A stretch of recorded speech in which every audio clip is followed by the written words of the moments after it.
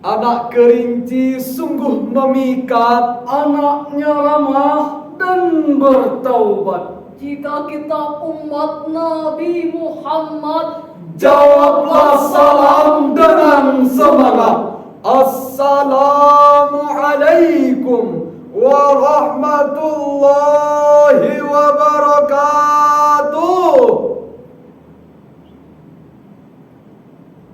Alhamdulillah, alhamdulillahi rabbil alamin, wa bihi nasta'inu ala umurid dunya waddin.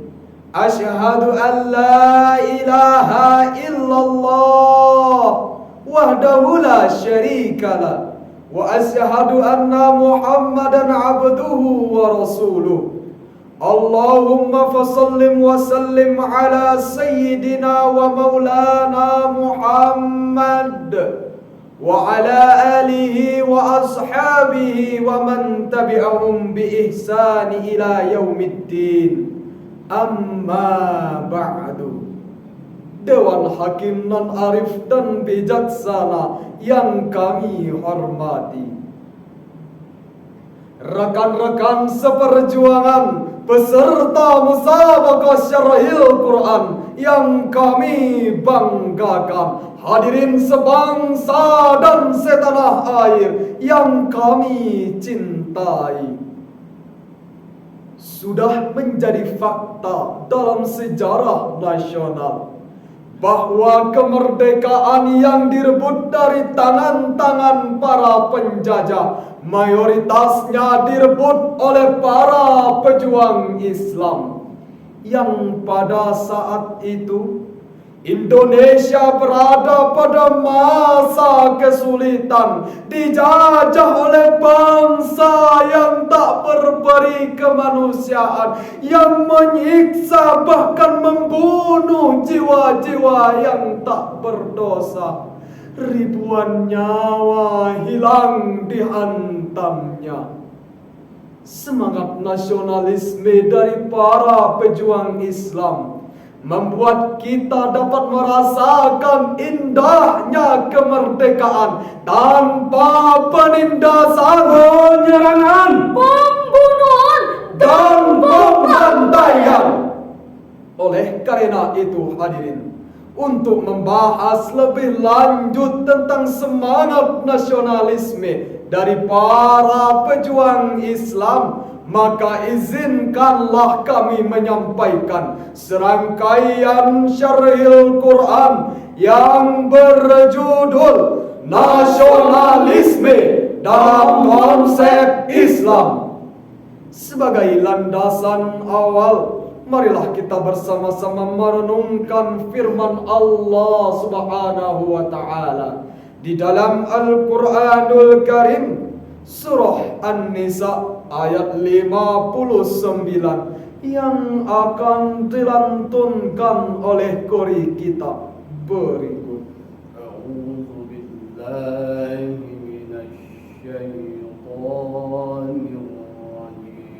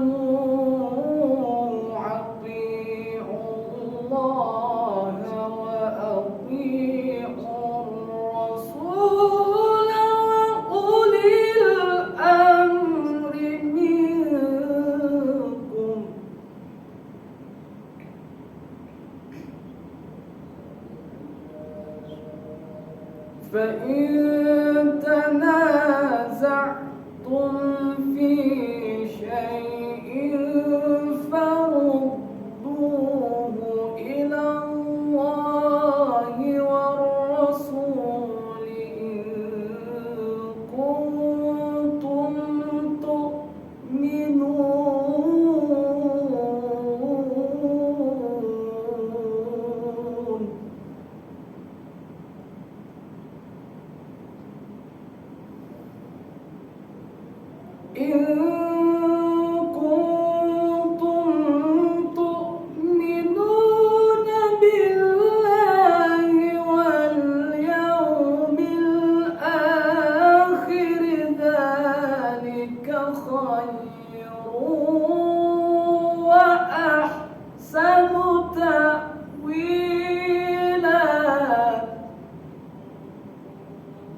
hamba berlindung di bawah naungan-Mu, ya Ilahi Rabbi, dari godaan syaitan nan terkutuk. Dengan menyebut asma Allah nan Maha Pengasih, Maha Penyayang. Wahai orang-orang nan beriman, taatilah Allah, Al-Quran, taatilah Rasul, sunnahnya, dan ulil amri, pemegang kekuasaan di antara kamu. Kemudian jika kamu berbeda pendapat tentang sesuatu, maka kembalikanlah kepada Allah, Al-Quran, dan Rasul sunnahnya. Jika kamu beriman kepada Allah dan hari kemudian, yang lebih utama bagimu dan lebih baik akibatnya. Hadirin sebangsa dan setanah air, Ahmad Mustafa Al-Maragi di dalam tafsirnya juz 3 halaman 72 menjelaskan bahwa ayat tadi adalah perintah bagi orang-orang yang beriman untuk mematuhi Allah, mengamalkan Al-Quran, mematuhi sunnah Rasul, serta mematuhi ulil amri. Jika kita pahami lebih mendalam lagi, maka ayat tadi adalah landasan bagi orang-orang yang beriman untuk hidup berbangsa dan bernegara. Nah hadirin, di sini letak persoalannya. Kita hidup berbangsa dan bernegara bukan atas kehendak diri kita sendiri.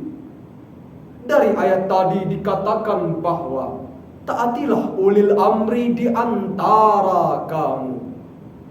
Hadirin, masyarakat yang sudah memiliki sifat nasionalisme, sudah mempunyai harga diri yang tinggi, bukan seharga sandal swallow. Betul hadirin?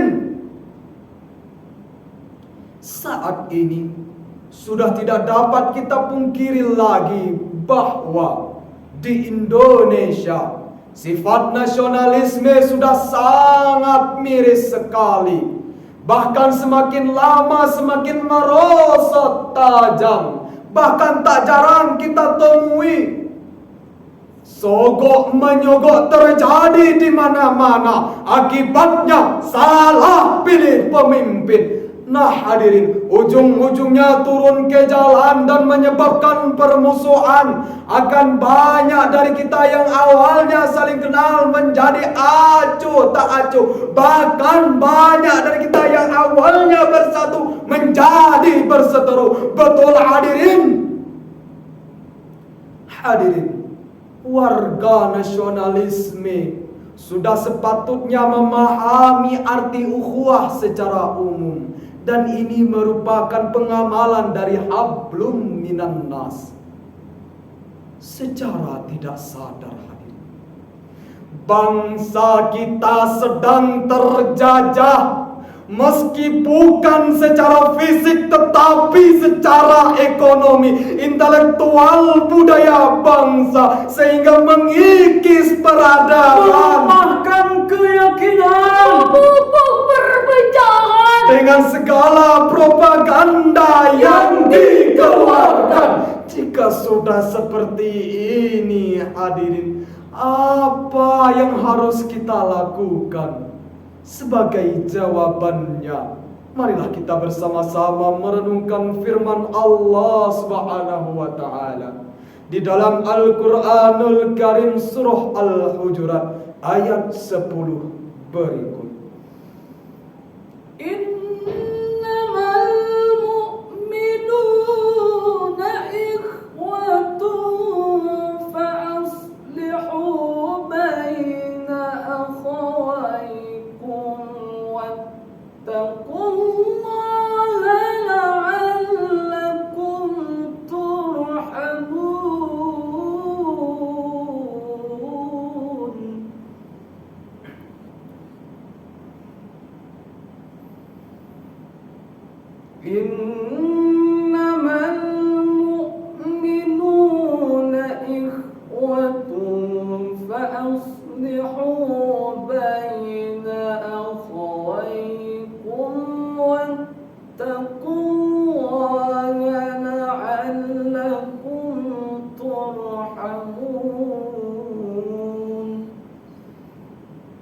Sadaqallahul azim. Sesungguhnya orang-orang mukmin itu bersaudara, maka damaikanlah antara kedua saudaramu yang berselisih, dan bertakwalah kepada Allah agar kamu mendapat rahmat. Maha benar Allah nan Maha Agung dengan segala firman-Nya. Hadirin sebangsa dan setanah air yang kami cintai. Kata ikhwatun, menurut Profesor Dr. Muhammad Quraisyihab adalah persaudaraan yang terjalin di antara sesama muslim adalah persaudaraan yang berganda. Yang pertama atas dasar keimanan, dan yang kedua atas dasar keturunan. Berdasarkan penjelasan tersebut, Allah sangat melarang Islam untuk terpecah belah. Tahukah kita hadirin, bukankah di Indonesia ini banyak suku, adat istiadat? Bangsa Indonesia memiliki beberapa suku, golongan, agama, bangsa. Sungguh pun Indonesia berbeda-beda, tetapi tetap satu tujuan, yakni meraih kebahagiaan, hidup dalam bingkai persaudaraan sesama manusia, sebangsa dan setanah air. Kata kunci persaudaraan dan kebahagiaan hidup adalah kerukunan antar warga, tanpa memilih, tanpa melihat latar belakang suku, bangsa, agama, dan golongan. Oleh karena itu hadirin, marilah kita membuka kesadaran, Menepiskan keegoisan, Menghilangkan perbedaan agar hidup sejahtera dan pastinya berpedoman kepada Al-Quran dan As-Sunnah. Marilah hadirin, kita serentakkan langkah, satukan hati dan jiwa untuk eratkan persaudaraan demi Indonesia tercinta. Dewan Hakim nan arif dan bijaksana yang kami muliakan, hadirin sebangsa dan setanah air yang dirahmati oleh Allah. Dari uraian syarahan kami tadi dapat kita ambil kesimpulan bahwa kita harus berpegang teguh kepada Al-Quran dan As-Sunnah untuk menghadapi negara kita, untuk memajukan bangsa kita tercinta. Marilah kita eratkan persaudaraan, satukan langkah untuk meraih kemerdekaan, saling menutupi kekurangan antar sesama. Dengan demikian hadirin, bangsa kita akan makmur dengan rakyat yang berbudi luhur. Demikianlah syarahan Quran yang dapat kami sampaikan. Jalea-jalea ke kuto panda, Ngimok gadih duduk berempat. Idak sarahan kamai dengan panda. tapi waktaulah dengan singkat. Wassalamualaikum warahmatullahi wabarakatuh.